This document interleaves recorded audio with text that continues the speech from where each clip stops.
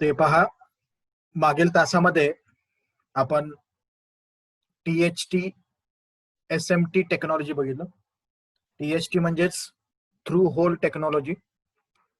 आपला जो पारंपरिक PCB आणि कॉम्पोनंट्स ज्यांना टोकं लांब लांब टोकं असतात त्या होल मध्ये टाकून आपण सोल्डरिंग करायचे, ते आपण याच्या अगोदर त्याचा अभ्यास केलेला आहे.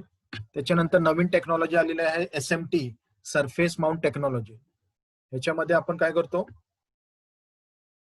SMT टेक्नॉलॉजी मध्ये जो कॉम्पोनंट आहे तो डायरेक्ट पृष्ठभागावर, direct the component is shouldered on the face of the PCB, त्या पृष्ठभागावर डायरेक्टली जोडलेलं असते आणि तुम्ही मल्टी लेअर PCB चा वापर करून त्या PCB ची साईज लहान करू शकता. प्लस उपकरण जे आहे ज्याच्या साहाय्याने तुम्ही उपकरण तयार करणार आहात त्याची साईज सुद्धा लहान होत जाते.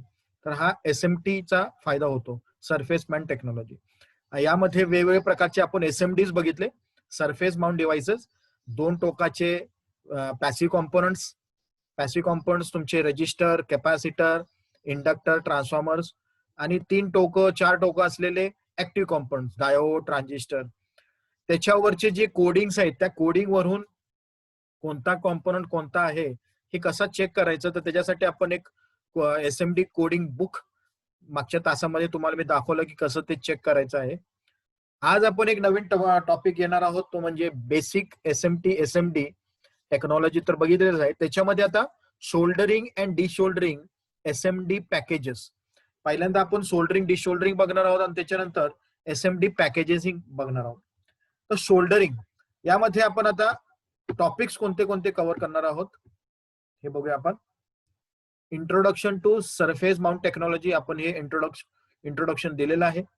Advantages surface mount components and packages, introduction to solder paste, flux, soldering of assemblies, reflow soldering, tips for selection of hardware, inspection of surface mount, identification of PGA, programmable gate array, specification of various tracks, calculation of track width for different current ratings.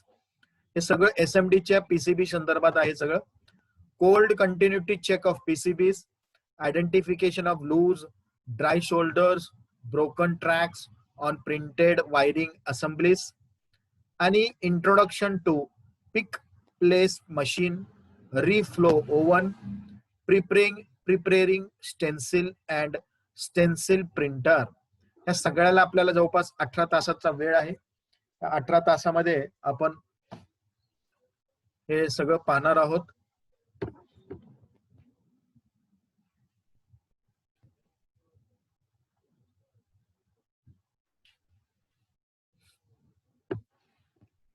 नंतर पुढे जाऊया. यामध्ये soldering of SM म्हणजे surface mount devices, assemblies, reflow soldering. तर SMD soldering करण्यासाठी reflow सोल्डरिंगचा वापर केला जातो. आता रिफ्लो सोल्डरिंग म्हणजे काय, तर reflow soldering is a process in which A shoulder paste, a sticky mixture of powdered solder and flux, is used to temporarily attach one or several electrical components to their contact pads, after which the entire assembly is subjected to controlled heat which melts the solder, permanently connecting the joint. तर reflow soldering म्हणजेच काय, त्याच्यामध्ये simple मध्ये काय केलेलं असते, shoulder पेस्टचा वापर केलेला असतो ज्याच्यामध्ये फ्लक्स पण असते आणि ग्लू असते, गम्सचा प्रकार असतो. गम म्हणजेच तो तुम्ही त्या ज्या टोकावर तुम्हाला SMD बसवायचा आहे त्या टोकावर तुम्ही फक्त पेस्ट ठेवायचं आहे आणि कॉम्पोनंट त्याच्यावर जाऊन बरोबर चिकटणार आहे आणि मग शोल्डरिंग गन किंवा हॉट एअर गनच्या साहाय्याने तुम्ही त्याचं शोल्डरिंग करणार आहे. ह्या प्रोसेसला रिफ्लो सोल्डरिंग असे म्हणतात. आता ह्याला आपण व्हिडिओच्या स्वरूपात पाहणार आहोत, परंतु पहिल्यांदा आपण शोल्डरिंग साठी आपल्याला काय काय गोष्टी लागतात ते पाहूया. आता शोल्डरिंग साठी, एसएमडी शोल्डरिंग साठी एक वस्तू आहे SMD rework station. Rework station मध्ये काय असते, असं एक उपकरण असते ज्याच्यामध्ये हा एक एअर कंट्रोलर आहे आणि हीट कंट्रोलर आहे. म्हणजे गरम हवा आणि टेम्परेचर म्हणजेच हीटर. तर हे दोन्हीसाठी हे गन असते, हॉट एअर गन. तर ह्याच्या गनच्या पुढच्या बाजूला तुम्हाला असे नोझल्स लागणार आहेत. लहान, एक लहान टिपचा, त्याच्यापेक्षा जरा मोठा टिप, त्याच्यापेक्षा मोठा टिप. हे टिप्सची साईज कशावरून बदलणार आहे, तुमचा जो एसएमडी ची साईज आहे त्याच्यावरनं हे टिप्सची साईज बदलणार आहे. तर तुम्हाला ज्या वेळेला एसएमडी शोल्डरिंग किंवा डिशोल्डर करायचं आहे त्याच्यासाठी एक वस्तू आहे, तो म्हणजे एसएमडी रिवर्क स्टेशन, ज्याच्यामध्ये असा हॉट एअर गनचा वापर केला जातो. हा एक ऑप्शन आहे शोल्डरिंग डिशोल्डरिंग साठी. दुसरा एक ऑप्शन आहे असा, ह्याच्यामध्ये दोन्ही गोष्टी आहेत. हे पण एक रिवर्क स्टेशन आहे एसएमडीचा, आता ह्याच्यामध्ये हॉट एअर गन पण आहे प्लस शोल्डरिंग गन पण आहे. म्हणजे दोन ऑप्शन आहेत याच्यामध्ये. तुम्हाला शोल्डरिंग गनच्या साह्याने सुद्धा एसएमडी शोल्डरिंग करता येते आणि प्लस तुम्ही हॉट एअर गनच्या साह्याने सुद्धा शोल्डरिंग आणि डिशोल्डरिंग करू शकता. आता हॉट एअर गन साठी तुम्हाला असे टिप्स लागणार आहेत, असे नोझल्स. परंतु ज्यावेळेला तुम्ही शोल्डरिंग गन घ्याल, शोल्डरिंग गन घेतल्यानंतर तुम्हाला असे टिप्स लागतील. त्यात शोल्डरिंग गनचे जे पुढचा जो बिट आहे त्या बिटच्या पुढची बाजू जे टिप्स, त्या टिपची साईजेस त्याच्या नावाप्रमाणे अशी आहेत, लक्षात घ्या. पॉइंटेड और कोनिकल, हे पॉइंटेड किंवा कोनिकल आहे. नेक्स्ट आहे ब्लेड और नाईफ, चाकू सारखं दिसते पहा, ब्लेड और नाईफ. नंतर आहे स्क्रूड्रायव्हर और चिझल, स्क्रूड्रायव्हर सारखं दिसतंय किंवा चिझल सारखे दिसते, हे स्क्रूड्रायव्हर और चिझल.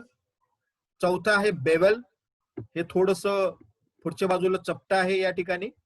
आणि सेम तसंच फ्लो मध्ये पण आहे फ्लो टिप, पण ह्या फ्लो टिप आणि बेवलचं टिप बघा लहान मोठं आहे. फ्लो टिप मध्ये टिप छोटं आहे आणि बेवल मध्ये थोडस मोठं आहे. आता हा जो छोटा टिपवाला आहे तो जरा एसएमडी साठी वापरला जातो आणि हे सुद्धा नाईफ वाला सुद्धा जवळपास एसएमडी साठी वापर केला जातो. तर टिपच्या साईज नुसार तुम्ही तो एसएमडी साठी कोणता टिप वापरायचा त्या टिप नुसार तुम्ही ह्या शोल्डरिंग गनच्या पुढच्या बाजूला ते टिप्स वापरणार आहात.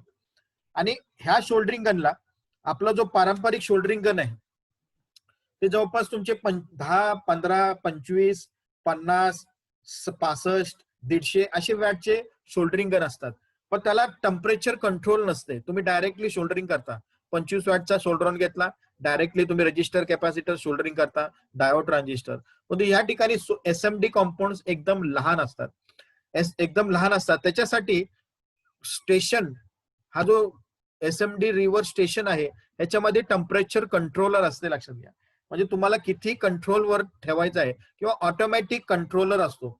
याच्यामध्ये तुम्ही ऑटोमध्ये ठेवलं तर हे शोल्डरिंग गन ज्यावेळेला तुम्ही एसएमडी ला शोल्डरिंग करायला जाता तर त्या ठिकाणी ऑटोमॅटिकली तो कॉम्पोनंट्स पाहून किंवा सेन्स करून तो तेवढाच टेम्परेचर त्या ठिकाणी ठेवतो आणि पेस्ट जो आहे शोल्डरिंग गन घेऊन, शोल्डर वायर घेऊन तुम्ही त्या ठिकाणी एसएमडी शोल्डरिंग केलं जातं. हे तुम्हाला मी आता व्हिडिओच्या स्वरूपात दाखवणार आहे ते कसं ऍक्च्युअली हे सगळं शोल्डरिंग केलं जाते. तर ह्याच्यामध्ये तुम्हाला एक लक्षात आलं असेल की शोल्डरिंग गन ज्यावेळेला तुम्ही घ्याल तर त्यावेळेला तुम्हाला असे वेगवेगळ्या प्रकारचे टिप्स वापरावे लागतात आणि ज्यावेळेला तुम्ही हे हॉट एअर गन घ्याल तर त्यावेळेला तुम्हाला असे नोझल्स लागणार आहे. पुढे जाऊया, सॉरी. आता शोल्डर गनच्या बरोबरच तुम्हाला पुढे लागणार आहे एक वस्तू, हे आहे lens with soldering iron and PCB holder. ही वस्तू काय आहे तर ज्यावेळेला हे जे लेन्स जो आहे तर एसएमडी शोल्डरिंगच्या वेळेला तुम्हाला हे एसएमडी सोल्डरिंगच्या वेळेला हा लेन्स तुम्हाला लागणार आहे. लेन्स शिवाय तुम्ही शोल्डरिंग करू शकत नाही, का तर तुमचे जे कॉम्पोनंट्स आहेत एकदम लहान कॉम्पोनंट्स असतात. तुम्ही त्याला शोल्डर करू डायरेक्टली तुम्ही डोळ्याने पाहायचं म्हणलं आणि प्लस सोल्डरिंग करायचं म्हणलं तर तुम्हाला ते सोल्डरिंग करता येणार नाही. मग त्याच्यासाठी तुम्हाला काय लागणार आहे, असे लेन्स लागणार आहे आणि लेन्स मध्ये तुम्हाला तो साईज मोठी दिसणार आहे आणि शोल्डरिंग करताना सुद्धा तुम्हाला सोपं जाणार आहे. आणि प्लस इथं तुम्हाला असे क्लिपा दिसत असे क्लॅम्प्स, क्रोकोडाईल पिन्स असतात इथं. आणि प्लस वाईज जसा असतो आपला बेंच वाईज, त्या बेंच वाईज सारखं इथं तुम्हाला पीसीबी धरण्यासाठी इथं तुम्हाला हे ऍडजस्टेबल असते. तुम्ही ह्याला ऍडजस्ट करून तुम्ही इकडे फिरवून हा पीसीबी याच्यावर बसवू शकता. म्हणजे पकडण्यासाठी, पीसीबी धरण्यासाठी या ठिकाणी जॉज असतात आणि ते जॉज पकडतात त्याला बरोबर, आणि मग तुम्ही त्याच्यावर त्या पीसीबीवर ह्याच्या बॅक साईडनं लेन्सच्या वरच्या बाजूला पाहून तुम्ही याच्यावर शोल्डरिंग करू शकता. प्लस याला एक शोल्डरिंग स्टँड सुद्धा या ठिकाणी वापरलेला असते. आणि प्लस त्याचा शोल्डरिंगचा टिप पुसण्यासाठी इथं सोय केलेली असते. इव्हन तुम्ही बॅग मागच्या याच्यामध्ये तुम्ही पाहिलेलं असेल, इथं सुद्धा तुम्ही जे काळं दिसते ते दोन, याच्या खालच्या बाजूला इथं तुम्हाला काहीतरी ब्राऊन कलर मध्ये दिसत असेल, तर हे दोन जे आहेत हे टिप क्लीनर आहेत, लक्षात घ्या. हे जे पुढचे जे टिप असतात ते ज्या वेळेला काळं होतात तर त्याला पुसण्यासाठी हे स्पंज या ठिकाणी वापरलेला असतात, टिप क्लीनर. तसंच इथं सुद्धा असते, हे टिप क्लीनर असतात. तर सोल्डरिंग साठी हा एक पार्ट वापरला जातो. दुसरा आहे flux, rousing soldering flux. Chemical rousing soldering flux. तर हे सोल्डरिंग साठी आपण बरेच वेळा वापरतो. ते ऑक्सिडाइज, आपण बरेच वेळा म्हणतो की फ्लक्स कशासाठी वापरतो, सोल्डरिंग व्यवस्थित होण्यासाठी, प्लस ऑक्सिडेशन होऊ नये किंवा ते कॉम्पोनंट गंजू नये, तो पीसीबी गंजू नये, म्हणून ह्या शोल्डर पेस्टचा वापर केला जातो. नेक्स्ट लागते डी शोल्डर वायर. हे डी शोल्डर वायर लक्षात घ्या, हे डी शोल्डर वायर आहे. हे जे कॉपर सारखं दिसते, हे कॉपर वायर सारखं तुम्ही ज्या वेळेला एसएमडी, जिथं तुम्हाला एसएमडी काढायचं त्या ठिकाणी तुम्ही हे लावलं आणि त्याच्यावरनं सोल्डरिंग गन लावलं, इथं याच्यावरनं असं सोल्डरिंग गन, आणि याची मागची बाजू त्या पीसीबीवर ठेवलं, तर तुम्ही गरम केल्यानंतर तुम्ही ह्याचा वापर केलेला आहे पहा, तर शोल्डर जे ह्याच्या बॅक साईडला असते हे सगळं याला चिकटून येतं, आणि जेव्हा तुम्ही ही वायर वरती घेता तर हे सगळं डी शोल्डर केलं जातं. म्हणजे डी शोल्डरिंग साठी, एसएमडी डी शोल्डरिंग साठी ह्या डी शोल्डर वायरचा वापर केला जातो. जेव्हा काय काय वेळेला याला शोल्डर विक म्हणतात किंवा डी शोल्डर वायर सुद्धा म्हणतात त्याला. डी शोल्डर वायर असेल किंवा तुमच्याकडे असे पण पंप्स असू शकतात, vacuum manual D shoulder pump. आता हे पंप आणि रेग्युलर आपण पारंपरिक तुम्ही शोल्डर पंप्स वापरलेले आहेत, डी शोल्डर पंप्स, तर ते थोडं मोठ्या साईज मध्ये असतात. मग ही साईज जरा छोटी दिसते पहा. तर ही छोटी काय, तर हे छोटी म्हणजे तुमचे छोटे कॉम्पोनंट्स असतात एसएमडी, म्हणून या ठिकाणी डी शोल्डर पंपची साईज एकदम छोटी वापरलेली आहे. लक्षात आलं असेल डी शोल्डर साठी काय वापरतात शोल्डरिंग साठी. अजून शोल्डरिंग साठी काय वापरले बघा, तर ज्या वेळेला तुमचा हॉट एअर गनचा वापर केलेला असेल, तर त्या ठिकाणी तुम्हाला असं शोल्डर पेस्टचा वापर केला जाणार आहे. हे शोल्डर पेस्ट हे खाली टोका आहेत, लक्षात ठेवा, टर्मिनल्स आहेत खाली हे, आणि त्या टर्मिनलवर हे शोल्डर पेस्ट टाकलेलं आहे. आता हे शोल्डर पेस्ट मध्ये तुम्हाला एक छोटे छोटे गोल्स दिसत असतील व्हाईट कलर मध्ये, सिल्वर कलर मध्ये, तर ते गोल्स जे आहेत, ते बॉल्स जे आहेत, ते ऍक्च्युअली शोल्डर वायर आहे, लक्षात घ्या. हे शोल्डर वायर या वरच्या पेस्ट आणि ग्लू मध्ये मिक्स केलेलं आहे. ह्याच्या साह्याने काय होतं, ज्यावेळेला तुम्ही ह्याच्यावर ठेवता या कॉम्पोनंट टर्मिनलवर, तर त्याच्यावरती तुम्ही कॉम्पोनंट ज्यावेळेला ठेवाल तर हे चिकटून जाणार ह्याच्यावर, आणि चिकटून गेल्यानंतर मग तुम्ही ज्यावेळेला ह्याच्यावर हॉट एअर गेनचा वापर केला की हे ऑटोमॅटिकली हे टोकं आणि हे टर्मिनल्स आणि हे शोल्डर वायर वितळून कनेक्शन या ठिकाणी केलं जातो.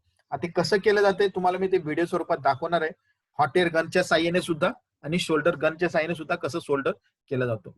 हे जे पद्धत आहे हे हॉट एअर गन साठी वापर केला जातो, शोल्डर पेस्ट.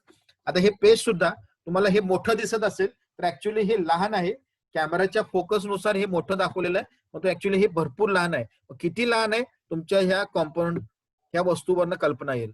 म्हणजे हे पेस्ट ह्या टोकावर टाकण्यासाठी कशाचा वापर केलाय पहा, सिरिंजचा वापर केला, लक्षात घ्या. सिरिंज म्हणजे हे जवळपास सिरिंज आहे ते सगळे, तर सिरिंजचं पुढचं टिप लक्षात आलं असेल की किती लहान असते, मग त्याच्यातनं जो बाहेर पडणारा जो शोल्डर आहे, आता ह्या सगळ्यामध्ये शोल्डर वायर, लक्षात घ्या, या सगळ्यामध्ये शोल्डर पेस्ट आहे. हॉट एअर गन साठी वापरण्यात येणारा शोल्डर पेस्ट आहे या ठिकाणी, आणि हे पेस्ट असा पेस्ट असतो. आता हे तो तुम्हाला दिसताना मोठं दिसते, ऍक्च्युअली हे याची साईज एवढी असते, लक्षात घ्या.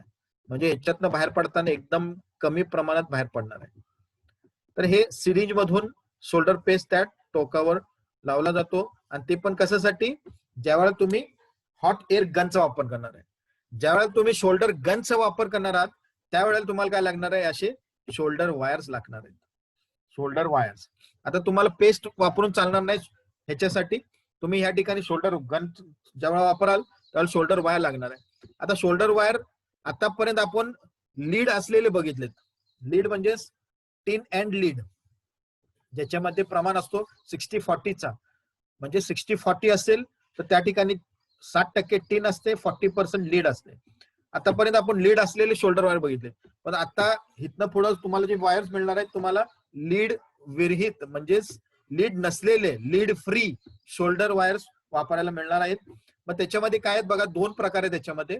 एक प्रकार आहे SAC 305, ज्याच्यामध्ये 96.5% टिन आहे, 3% सिल्वर आहे आणि 5.5% कॉपर आहे. आणि ह्याला मेल्ट होण्यासाठी टेम्परेचर किती लागते बघा, 217 डिग्री सेंटीग्रेड. हे लीडलेस आहे, ह्याच्यामध्ये लीड नाही. आता हे लीड का नाहीये लक्षात घ्या, तर लीडचा परिणाम आपल्या शरीराला हानिकारक आहे लक्षात घ्या, म्हणून हे लीडचा वापर केला जात नाही. म्हणून आता इथनं पुढे जे लीड्स येतात, सॉरी शोल्डर वायर्स येतात ते लीड फ्री येतात, लीड फ्री. आता दुसरा प्रकार आहे काय बघा, SN100. This contains 99.3% tin, 0.6% copper and a small amount of silver and nickel which melts at 228 degree centigrade.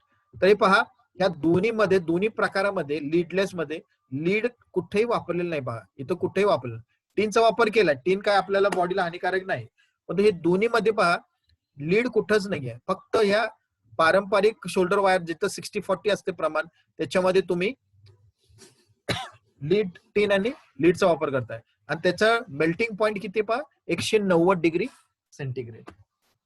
मग ही कधी वापरणं, जेव्हा तुमच्या सोल्डरिंग गनचा वापर केलेला असेल.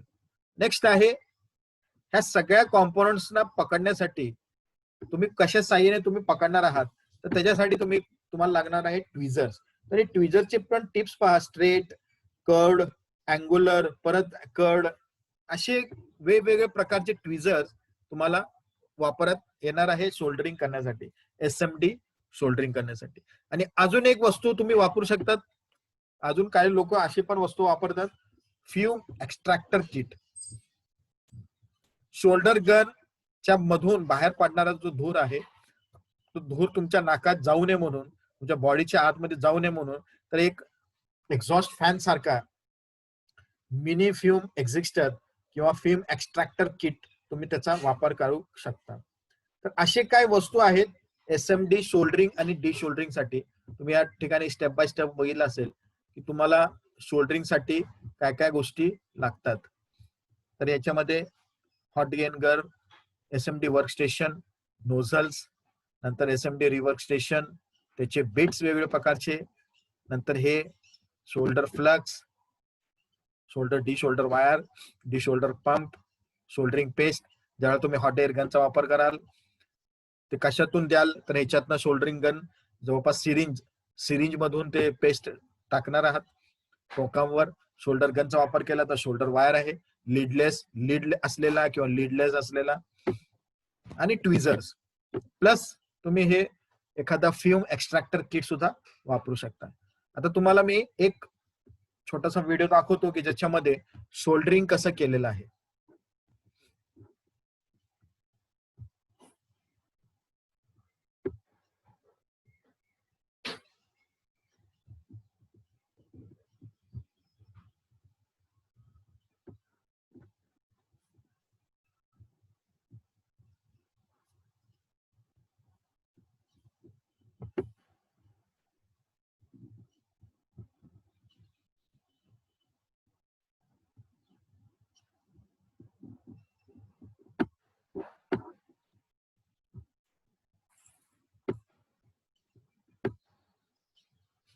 तर हे पहा, आता हे पहा इथं शोल्डरिंग करणार आहे, मग त्याच्या बाजूच्या याला बघा हे चिकट टेप लावतात. तर हे चिकट टेप कशासाठी लावले, हे शोल्डरिंग हे कॉम्पोनंट्स निघू नये म्हणून. इकडे पण लावले पहा, इकडचे बाजूचे जे SMD कॉम्पोनंट्स आहेत, आता हे सगळे SMDs आहेत, SMDs निघू नये म्हणून इथं चिकट टेप लावलेत पहा. आता ह्याच्यावर तुमचं सोल्डरिंग होणार आहे.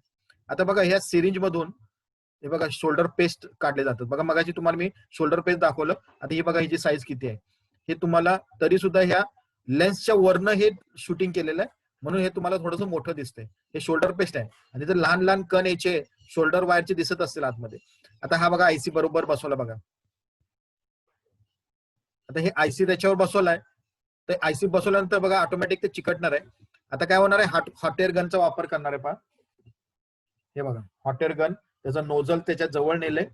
ह्या नोझलनं बघा फक्त त्याला गरम करायचं, गरम केलं की ऑटोमॅटिक ते वितळून त्याच्यावरती सोल्डरिंग होणार आहे पहा.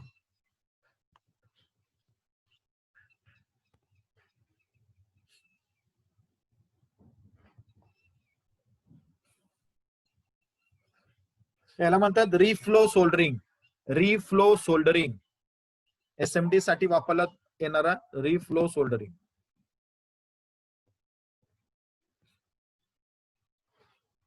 हे हॉट एअर गन असं फिरवत राहायचं आहे, ज्याच्यामुळं ते वितळून बरोबर ते सोल्डरिंग होणार आहे.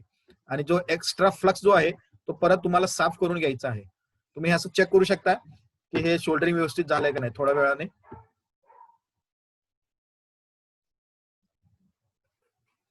आणि हे थिनरने किंवा अल्कोहोलने तुम्ही हे साफ करू शकता. हे साफ केल्यानंतर बघा सोल्डरिंग व्यवस्थित साफ होऊन जाते आणि अशा पद्धतीनं तुमचा रिफ्लो सोल्डरिंग झालेला आहे. तर तुम्हाला आयडिया आला असेल की हॉट एअर गनच्या साहाय्याने सोल्डरिंग कसं केलेलं आहे. आता तुम्हाला मी दाखवतो की तुमचा जो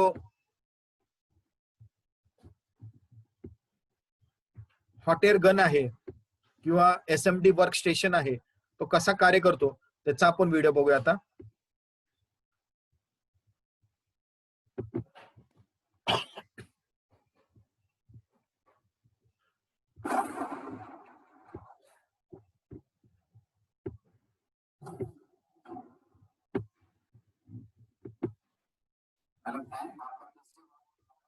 हे बघा वर्क स्टेशन आहे आपलं.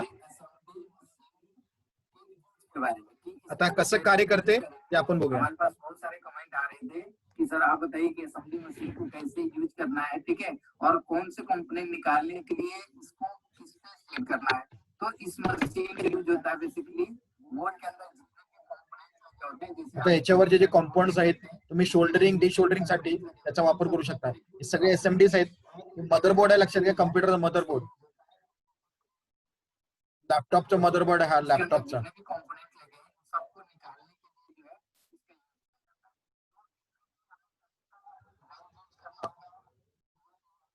हे एअरचं कंट्रोल आहे, हे हिटरचं आहे.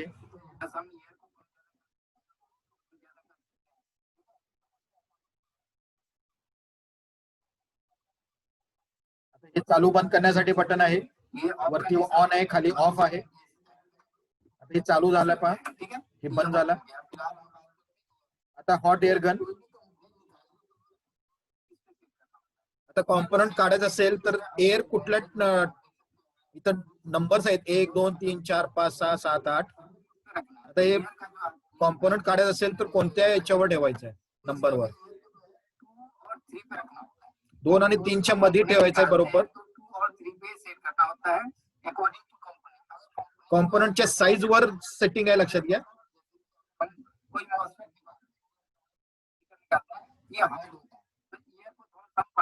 मोठे कॉम्पोनंट असेल तर हे नंबर वाढणार आहे आणि छोटे कॉम्पोनंट असतील तर हे नंबर कमी होणार आहे, लक्षात. एकदम छोटे कॉम्पोनंट असतील, एकदम छोटे कॉम्पोनंट तर हे छोट्यामध्ये ठेवायचं आहे, कमी किमतीवर ठेवायचं आहे. तुम्ही जास्त ठेवलं तर हे कॉम्पोनंट्स उडून जाणार आहेत. जास्त ह्याच्यावर ठेवलं तर ते कॉम्पोनंट्स उडून जाऊ शकतात, म्हणून हे कमी रेंज मध्ये ठेवलेलं असतं. आणि हिटरचं रेंज सुद्धा 150 200 250 300 350 400 450 450 500 पर्यंत हे डिग्री सेंटीग्रेड वर हे हिटर आहे.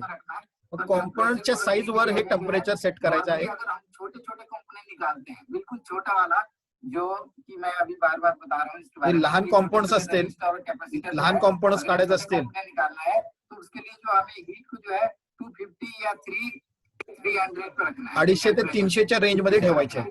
लहान कॉम्पोनंट साठी 250 ते 300च्या रेंज मध्ये ठेवायचं आहे. आणि कॉम्पोनंटची साईज वाढली की तुम्ही पुढे वाढवू शकता. 3 या 4 पे रखना है.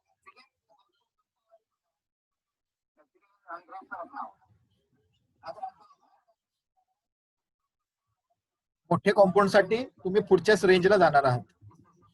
मोठे कॉम्पोनंट साठी दोन्ही सेटिंग केल्यानंतरच तुम्ही व्यवस्थित एसएमडी शोल्डरिंग किंवा डिशोल्डरिंग करू शकता. जो कंपोनेंट निकालेंगे, कहता है कि हमें नॉर्मली कंपोनेंट को निकालने के लिए हमें किस पे सेट करना है. तो चलिए मैं आपको कंपोनेंट निकाल तुम्हाला आता बघा एक डेमो देते बघा कसे कॉम्पोनंट्स काढले जातात. आज मैं ईयर को जो है आता त्यांनी 2 आणि 3च्या मध्ये ठेवले आणि टेम्परेचर जे आहे ते जवळपास 450 वर ठेवलेलं, 400 वर. का तर ते मोठे कॉम्पाउंड काढणार आहे. ते कोणता मोठा कॉम्पाउंड काढते ते पहा आता. लैपटॉप को भी निकालूंगा और डेस्कटॉप का निकालूंगा. आता त्यांनी बटन ऑन केलंय पहा आणि हे गन घेतलाय, हॉट एअर गन. ठीक है. आणि हे जरा लांब हात ठेवून चेक करतात पहा. हे इथं काळजी घ्यायची, लक्षात घ्या की लांब हात ठेवून ते चेक करायचं आहे. आप देख सकते हैं यहाँ पे आता बघा कसं चेक करतात ते. मॉस्फेट निकालता है. इसमें ट्विझरचा वापर केलाय पहा. ट्विझरचा वापर करून तो कॉम्पोनंट, आता ते कॉम्पोनंट वाढायचं नाही, लक्षात घ्या.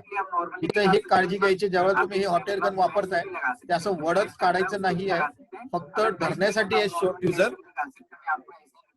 पहिल्यांदा हॉट एअर गन जवळ नेऊन ते फक्त वितळायचं आहे शोल्डर त्याच्यावरचा, वडायचं नाहीये.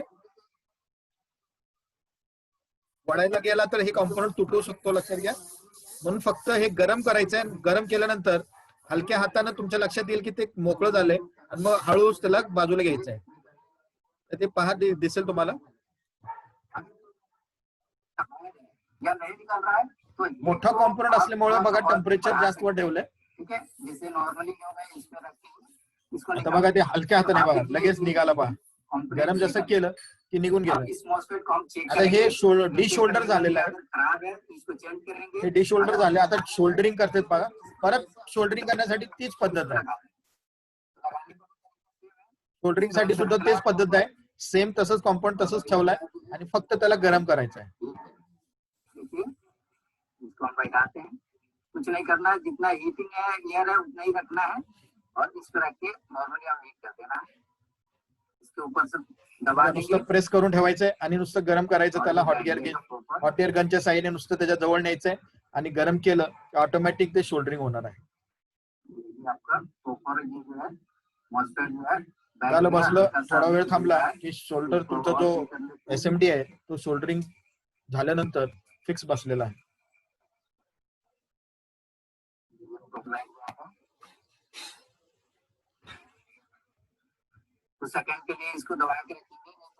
थोडा वेळ थांबून ठेवलं की ते ऑटोमॅटिक बरोबर ते फिट होणार आहे. म्हणजे शोल्डरिंग पण झाले आणि डिशोल्डरिंग पण झाले पहा. दुसरी महत्वाची गोष्ट, हे गन 2 मिनिट पेक्षा जास्त चालू ठेवायचं नाही. आता हे कसं आहे, विदाउट ऑटोमॅटिक शोल्डरिंग स्टेशन आहे. काय ऑटोमॅटिक स्टेशन भेटतात, फक्त हे विदाउट ऑटोमॅटिक असेल तर हे 2 मिनिटापेक्षा जास्त ठेवायचं नाही, कारण ह्याच्यातला एलिमेंट खराब होऊ शकतो, लक्षात घ्या. ह्याच्यातला एलिमेंट खराब होऊ शकतो, म्हणून 2 मिनिटापेक्षा जास्त हे गन चालू ठेवायचं नाही, लगेच बंद करून ठेवायचं. आता दुसरा एक डिशोल्डर करून दाखवतात बघा कॉम्पोनंट. हे पहा, हा दुसरा कॉम्पोनंट आहे, तो सुद्धा त्याच पद्धतीने कॉम्पोनंट काढत आहे. हा तुमचा लॅपटॉपचा मदरबोर्ड आहे. कॉम्पोनंट ट्विझर असं वाढायचं नाहीये. गरम झालं की हलक्या हातानं नुसतं हलवलं की लगेच ते निघणार आहे. आता हे डिशोल्डर केलं, आता शोल्डरिंग करतायत. मगाशी डिशोल्डर केलं, आता शोल्डरिंग करतायत.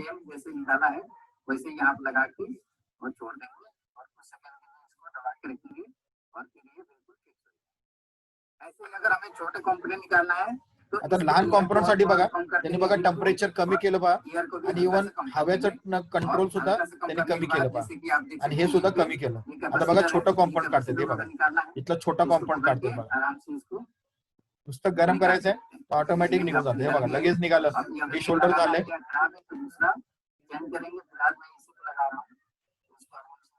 परत शोल्डरिंग करता येते तुम्हाला. पण झालं, म्हणजे एकदम छोटा कॉम्पाउंड. जे रजिस्टर पॅसिव्ह कॉम्पाउंड जेवढे आहेत ते सगळे लहान साईज मध्येच मिळतात. लगेच 2 मिनिटाच्या अगोदरच हे बंद करून टाकायचं आहे, लक्षात. आई होप कि आपको ये समझ में आया होगा कि कंपोनेंट को अगर निकालने के लिए इसको कैसे सेट करना है और कोई भी. तर हे तुमच्या लक्षात आलं असेल हे hot air gun SMD soldering station चा वापर कसा करायचा आहे आणि हे एअरचं सेटिंग कसं करायचं, हिटरचं सेटिंग कसं करायचं. म्हणजे इथं 1 2 3 4 आणि इथं 150 ते 500 हे हिटरचं कंट्रोल आणि एअरचं कंट्रोल. म्हणजे छोटे कॉम्पाउंड्स असतील तर 1 ते 4 पर्यंत कंट्रोल करायचं आहे आणि हे 150 ते 350 पर्यंत हे टेम्परेचर सेटिंग करायचं आहे. तुमचे कॉम्पाउंड मोठे झाले तर मोठ्यासाठी तुम्ही एअर कंट्रोल सुद्धा पुढे न्यायचं आहे आणि इव्हन हे सुद्धा म्हणजे पुढे म्हणजे 5च्या पुढे देऊ शकता आणि टेम्परेचर सुद्धा 350च्या पुढे तुम्ही कंट्रोलिंग घेऊ शकता. म्हणजे ज्याच्या साहाय्याने तुम्हाला मोठे कॉम्पाउंड्स, मोठे SMD कॉम्पाउंड्स तुम्ही शोल्डरिंग आणि डिशोल्डरिंग करू शकता. अशा पद्धतीनं तुमच्या लक्षात आलं असेल की हे SMD शोल्डरिंग स्टेशनचा वापर कसा करायचा आहे. पुन्हा आपण आपल्या PPT मध्ये जाऊया.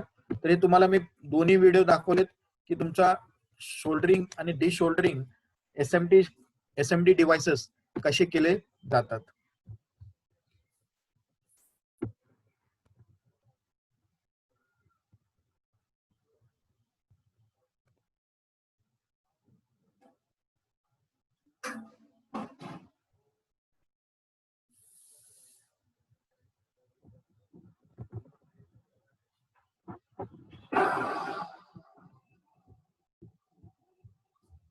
अजून एक सोल्डरिंग तुम्हाला दाखवतो मी. हे पहा,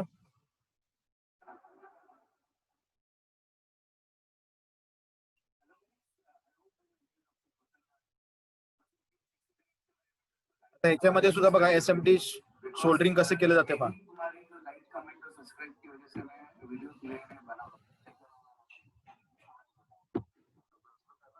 आता बघा हे ट्विझरचा वापर केलेला आहे.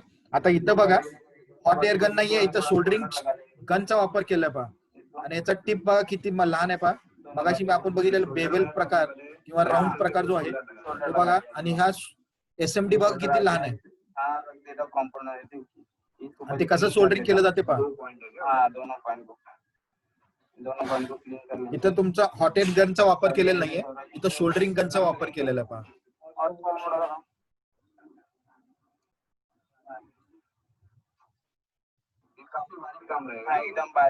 आता हे एवढं लहान काम चाललेलं आहे, तुम्हाला असं डोळ्याने डायरेक्टली पाहता येणार नाही. याच्यासाठी कंपल्सरी तुम्हाला लेन्स लागणार आहे. लेन्स शिवाय हे पाहू शकत नाही.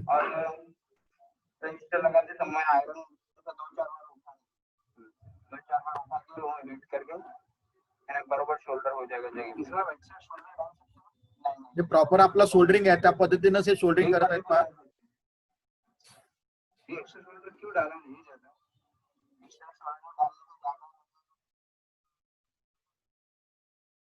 ते एक्स्ट्रा शोल्डर वायर वापरत नाहीत.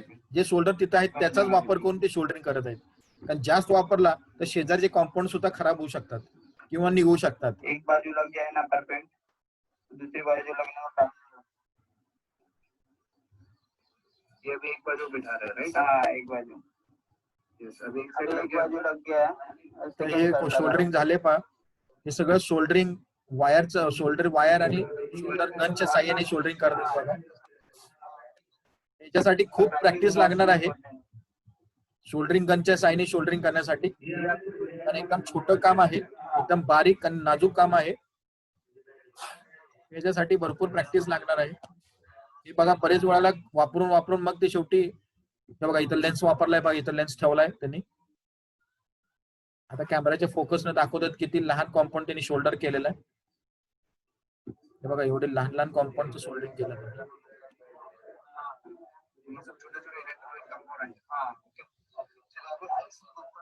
आता IC कसं शोल्डर करायचं पहा.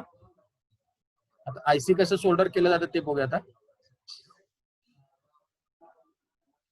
आता इथं त्याने याचा वापर केलाय पहा, हॉट एअर गनचा वापर केलाय पहा. आता इथं हॉट एअर गनचा वापर करून ती शोल्डरिंग करणार आहे IC. मगाशी आपण त्याचं सेटिंग बघितलं कसं सेटिंग केलेलं पहा.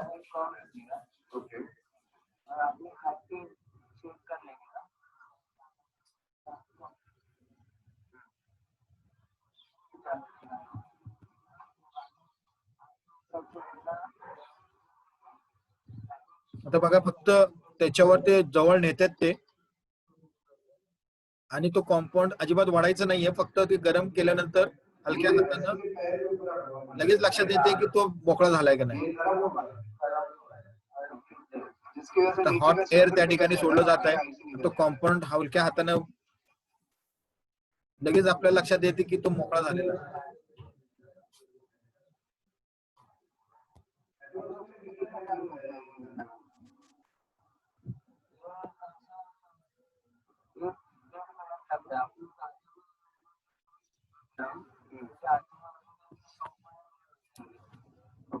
तेव्हा ते प्रयत्न करतोय तो काढायचा. तुमच्या त्या हीटरवर, तुमचा हीटर आणि एअर कंट्रोलरवर तुमचं टेम्परेचर अवलंबून आहे की ते किती वेळ त्याला लागणार आहे. तेव्हा ते कॉम्पाऊंड काढला बघा त्यांनी, तो इथं लावलेला, तो बघा त्यांनी कॉम्पाऊंड काढला, तो हा डिशोल्डर केला त्यांनी. आता ये जो नीचे के जो ट्रैक पॉइंट्स है आपको शोल्डरिंग से क्लियर करने का. आता बघा इथनं तो कॉम्पाऊंड काढला या जागेवरून. आता हे सगळे ट्रॅक्स बघा शोल्डरिंग गनच्या साहाय्याने साफ करून घेत आहे पहा. आता ते साफ करण्यासाठी शोल्डरिंग गनचा वापर केलाय. एक्स्ट्रा शोल्डर आहेत ते सगळे काढून टाकत आहेत.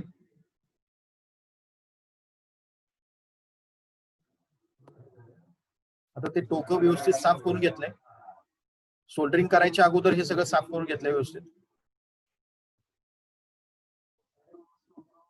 आता परत सोल्डरिंग करण्यासाठी बघा फ्लक्सचा वापर करत आहेत.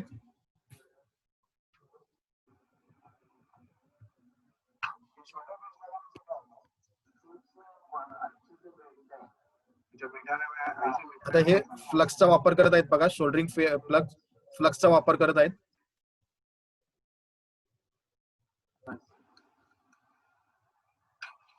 फ्लक्स लावल्यानंतर त्याच्यावर आता कॉम्पोनंट बसवणार आहेत ते. आता हे परत ते सेटिंग करत आहेत सोल्डरिंग साठी.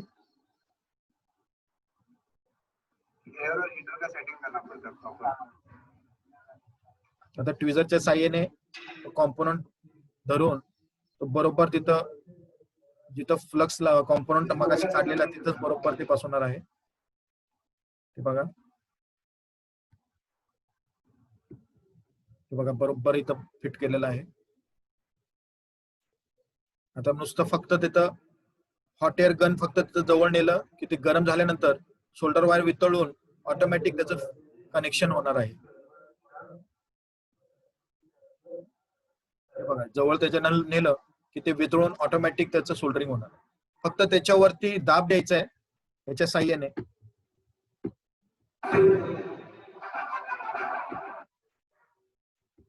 अशा पद्धतीनं तुमच्या लक्षात आलं असेल की शोल्डरिंग आणि डिशोल्डरिंग एसएमडी कॉम्पोनंटची कशी केले जातात. तर तुम्हाला आयडिया आला असेल की हॉट एअर गनचा वापर कसा करायचा आहे आणि शोल्डरिंग गनचा वापर कसा करायचा आहे. आता वेळ कमी राहिलेला आहे, फक्त 1 मिनिट राहिलेला आहे. त्याच्यामध्ये आपण थोडस एक इंट्रोडक्शन घेऊया की ह्याचा पुढचा जो टॉपिक आहे तो आहे surface mount nomenclature and packaging. तर हे काय आहे, सरफेस माउंट क्रमांक आणि पॅकेजिंग.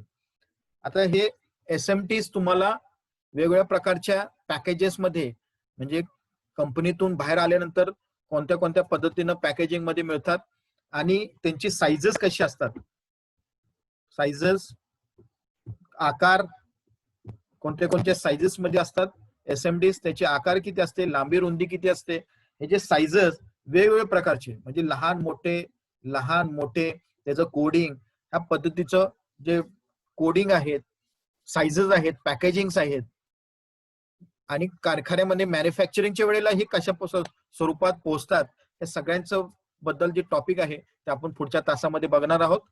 तर आजच्या टॉपिक मध्ये आपण